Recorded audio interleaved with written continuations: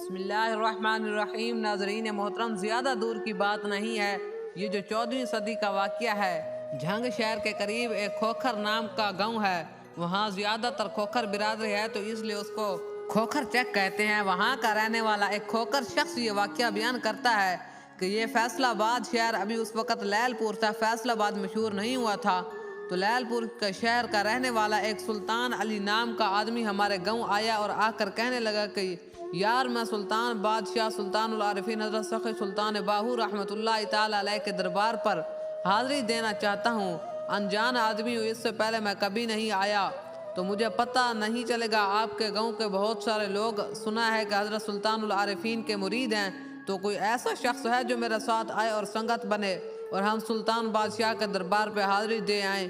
تو وہ شخص پوچھتا وہ کھوکھر کہتا ہے کہ میرے پاس آیا اور مجھے بھی آ کر یہی کہنے لگا کہ یار میں انجان آدمی ہوں، سلطان بادشاہ کے دربار پر حاضری دینی ہے، آپ بھی میرے ساتھ چلو، سنگت ہو جائے گی۔ تو میں نے کہا کہ اچھی بات ہے یار، آپ کی وجہ سے میں بھی سلطان بادشاہ کی زیارت کراؤں گا۔ تو کہتا ہے ہم دونوں جھنگ شہر سے نکل پڑے سلطان العارفین کے دربار پر حاضری دینے کے لیے۔ جب ہم آپ کے مزار پہ پہنچے تو سلطان علی آپ کی چوکھٹ چوم کر اس نے پہلا سوال کیا، وہ یہ ہے کہ حضرت دنیا آپ کے در سے جو مانگے سو مانگے، مجھے تو 6000 روپے اور بیوی چاہیے۔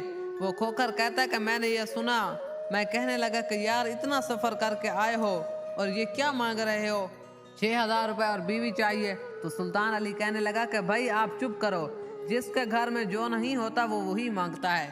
میری طرف سے آپ دنیا مانگو، جہان مانگو، قرآن مانگو، ایمان مانگو، جو مانگو مانگو، مجھے تو بس 6000 روپے اور بیوی چاہیے۔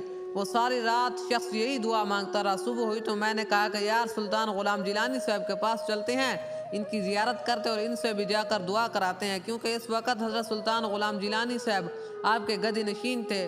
کھوکھر کہتا ہے کہ سلطان غلام جیلانی صاحب سے میں نے عرض کیا کہ حضرت اس شخص کی یہ مراد ہے، دعا کریں اللہ تعالیٰ پوری فرمائے۔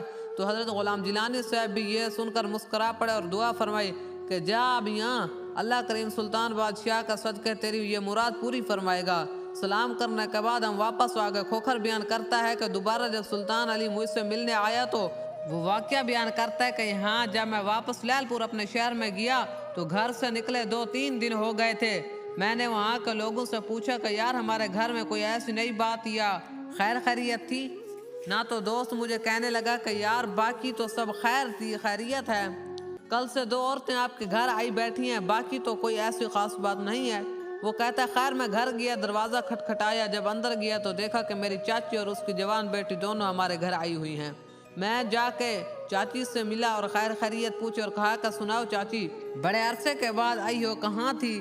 سلطان صاحب وہ کہنے لگی کہ سلطان علی جب پاکستان بنا تھا 1947 میں، اس وقت تم کہیں گئے، ہم کہاں گئے، میری جیسی گزری سو گزرتی رہی۔ اس وقت یہ میری بیٹی چھوٹی تھی، اب یہ بیٹی میری جوان ہو گئی ہے، اس کی شادی کا مسئلہ تھا تو مجھے یہ فکر ہوئی کہ اس کی شادی کروں تو کہاں کروں۔ پھر مجھے خیال آیا کہ میں اپنی بیٹی غیروں میں کیوں دوں، میرا اپنا بھتیجا سلطان علی ہے، کیوں نہ میں اپنے بیٹی کو اس سے جا کر کہہ دوں کہ یہ تمہاری کزن ہے، یہ آئی بیٹھی ہے، قاضی کو بلا لو، اس سے نکاح کر لو۔ اور مزے کی بات، اپنے حق کا حلال کی کمائی میں سے 8000 روپیہ اکٹھا کیا ہوا ہے، اس سے 2000 روپے میں اپنے کفن دفن کے لیے رکھتی ہوں اور 6000 روپے تمہیں دیتی ہوں، قاضی بلا لو اور اس کے ساتھ نکاح کر لو۔ سلطان علی کہتا ہے کہ میں نے گانے کو بلایا، قاضی کو بلایا، اس کے ساتھ نکاح کر لیا اور اللہ تعالیٰ کی کرنی یہ ہوئی کہ دوسرے ہی دن وہ چاچی میری وفات پا گئی اور 2000 روپے جو اس نے مجھے دیا تھا میں نے اس کے کفن دفن پہ خرچ کر دیا۔ تیسرے کا ختم پڑھ کر میں نے بیوی سے کہا کہ اٹھو، برقع سر پر رکھو اور جا کر سلطان العارفین سلطان بادشاہ کا شکریہ ادا کرتے ہیں، جن کی دعا کی برکت سے اللہ تعالیٰ نے میری شادی کروائی اور مجھے تم جیسی بیوی ملی۔ تو کھوکھر بیان کرتا ہے کہ جب وہ دوبارہ سلطان علی میرے پاس آیا تو کہنے لگا کہ یار یہ پہلی دعا تو میرے ہاتھوں ہاتھ ہی پوری ہو گئی، اب ہمارے ساتھ آ جاؤ کہ سلطان بادشاہ کا شکریہ ادا کرتے ہیں۔ جب ہم وہاں دربار پر پہنچے تو سلطان علی جا کر دعا کرنے لگا کہ حضور آپ کی دعا سے اللہ تعالیٰ نے مجھے 6000 روپے اور بیوی بھی عنایت فرما دی، آپ اللہ تعالیٰ سے دعا کریں کہ اللہ تعالیٰ اللہ کرے میری آخرت بھی اچھی ہو جائے۔ تو یہ تھی حضرت سلطان العارفین حضرت سلطان باہو کی فیاضیاں۔ آپ کے در پر جو بھی صدق نیت سے اور اچھی امید لے کر آیا، اللہ پاک حضرت سلطان العارفین کے صدقے، سلطان باہو کے صدقے ان کی دعا ضرور قبول فرماتے ہیں۔ حضرت سلطان العارفین سلطان باہو ذات باری تعالیٰ پر بڑی توکل فرماتے تھے۔ آپ اپنی زندگی بھر روزی کمانے کے لیے کوئی بھی دنیاوی شغل کبھی اختیار نہیں کیا۔ مغل بادشاہ شاہ جہان کی طرف سے آپ کے والد محترم حضرت بازید رحمۃ اللہ تعالیٰ علیہ کو ایک وسیع جاگیر عطا ہوئی تھی، جس میں ایک بہت بڑا قلعہ تھا اور اس کے اندر 50,000 بیگ زمین تھی۔ اس میں کئی آباد کنویں تھے اور یہ بڑی وسیع اور عریض جاگیر تھی۔ یہی وجہ تھی کہ حضرت سلطان العارفین سلطان باہو رحمۃ اللہ تعالیٰ علیہ دنیا کی فکر سے ہمیشہ ہی آزاد رہے۔ صرف 2 موقع ایسے آئے کہ جب آپ کھیتی باڑی کی طرف توجہ دی تو آپ نے بیلوں کی ایک جوڑی بھی خرید لی اور پھر خود ہی زمین پر کاشتکاری بھی کر کے ہل بھی چلایا۔ لیکن جب فصل پکنے کے قریب آئی تو آپ بیلوں کو چھوڑ کر سیر و سیاحت کے لیے نکل گئے۔ اسی زمانے کا واقعہ کہ جب سلطان العارفین حضرت سلطان باہو رحمۃ اللہ تعالیٰ علیہ کھیتی باڑی میں مصروف تھے، پنجاب کے کسی دور دراز کے علاقے کا ایک بڑا خاندانی شخص تھا جس کی کئی بیٹیاں تھیں جو شادی کے قابل ہو گئی تھی۔ وہ شخص اپنے گھرانے کا بھرم رکھنے کے لیے بڑے صاف ستھرے کپڑے پہنتا۔ اہل محلہ تو یہی سمجھتے تھے کہ مالی طور پر یہ شخص بڑا خوشحال ہے۔ اس کی ظاہری حالت دیکھ کر کئی اچھے خاندان کے لوگوں نے اپنے بیٹیوں کا رشتہ بھی بھیجا، لیکن وہ شخص تو جانتا تھا کہ میں غریب آدمی اور میں بیٹیوں کو جہیز نہیں دے سکتا۔ بڑا مشکل تھا اس کے لیے گھر کا خرچہ پورا کرنا، تو جہیز کہاں سے دیتا ہے بیٹیوں کو؟ آخر وہ شخص ایک دن مسائل سے جب بہت زیادہ پریشان ہوا تو کسی اللہ والے کے پاس حاضر ہوا اور اللہ والے سے کہنے لگا کہ حضرت میرا تعلق خاندان سعادات سے ہے، بڑا اچھا وقت گزرا، اللہ تعالیٰ نے کرم کیا، سفید پوشی کا بھرم رکھا۔ لوگ تو سمجھتے ہیں کہ میں بڑا مالدار ہوں، مگر حقیقت یہ ہے کہ مجھے تو 2 وقت کی روٹی بھی میسر نہیں۔ اپنی تو جیسے گزری گزار چکا ہوں، مگر اب بیٹیاں ہیں، ان کا بوجھ میں برداشت نہیں کر سکتا۔ قرض خواہ ہوں، قرض مانگنے والوں دروازے پر کھڑے رہتے ہیں، میرے حق میں دعا فرمائے کہ اللہ تعالیٰ میری مشکلیں آسان فرمائے۔ وہ بزرگ جن کے پاس وہ سید زادے حاضر ہوئے تو وہ کچھ دیر تو اس سید زادے کو دیکھتے رہے، پھر معذرت خواہ ہوئے اور کہنے لگے کہ یار میرے پاس آپ کی بیماری کا علاج نہیں ہے، میری دعا میں اتنا اثر نہیں ہے کہ آپ کی مشکلات آسان ہو، لیکن ہاں یہ دنیا مستجاب الدعوات بندوں سے خالی نہیں ہے۔ تمہیں ایک ایسے شخص کا پتہ بتا دیتا ہوں جو قصبہ شور کوٹ میں رہتا ہے، چناب کے کنارے اس کے پاس چلے جاؤ، اللہ تعالیٰ تمہاری مشکل آسان کر دے گا۔ وہ سید صاحب گھوڑے پر سوار ہوئے اور دور دراز کا سفر کرتے ہوئے جب شور کوٹ پہنچے، وہاں دیکھتے ہیں کہ ایک کسان ہے جو بڑا خستہ حال ہے، اپنے کھیتوں میں ہل چلا رہا ہے۔ اس وقت سید صاحب جب گھوڑے پر کھڑے جب یہ دیکھا کہ یہ بڑا مخلوق الحال کسان جس کی اپنی حالت اتنی اچھی نہیں ہے تو یہ میری کیا مدد کرے گا، وہ دل میں بڑا ہی افسوس کرنے لگا کہ بڑا دور دراز کا سفر کر کے آیا تھا تو میرا یہ سفر تو جائے گا۔ خیالات آتے ہی وہ سید صاحب جب واپس جانے کے لیے جانے لگے تو حضرت سلطان العارفین نے دور سے یہ آواز لگائی کہ سید صاحب اتنا طویل سفر کر کے آئے ہو، موسم کی سختیاں بھی برداشت کی، پھر ہم سے ملاقات کیے بغیر ہی واپس چلے جاؤ گے؟ جب وہ سید صاحب نے اس کسان کے منہ سے اپنا نام سنا تو بڑا حیران ہوا اور گھوڑے کی پشت سے اتر آیا اور بڑی عقیدت کے ساتھ حضرت سلطان باہو رحمۃ اللہ تعالیٰ علیہ کی خدمت میں سلام پیش کیا اور اپنے سفر کی وجہ بیان کرنے لگا۔ تو اس لیے آپ کے پاس حاضر ہوا ہوں۔ سلطان العارفین حضرت سلطان باہو رحمۃ اللہ علیہ نے اس سے کہا کہ ایسے کرو، یہ میرے حل پکڑو، یہ چلاؤ، میں ابھی آتا ہوں۔ آپ نے حل سے یہ زادے کو پکڑا دیے، وہاں چلانے لگا اور آپ وہیں تشریف لے گئے۔ حضرت سلطان باہو کی کشف کی قوت تو وہ پہلے ہی دیکھ چکا تھا اور اس سے یقین ہو گیا تھا کہ اب میں یہاں سے خالی ہاتھ واپس نہیں جاؤں گا۔ تھوڑی دیر کے بعد حضرت سلطان باہو رحمۃ اللہ تعالیٰ علیہ واپس آئے۔ آپ نے مٹی کا ایک تھیلا اٹھایا اور زمین پر مار دیا۔ وہ سید صاحب آپ کی اس عمل کو بڑی غور سے دیکھ رہا تھا اور دوسرے ہی لمحے وہ بڑا حیران ہوا۔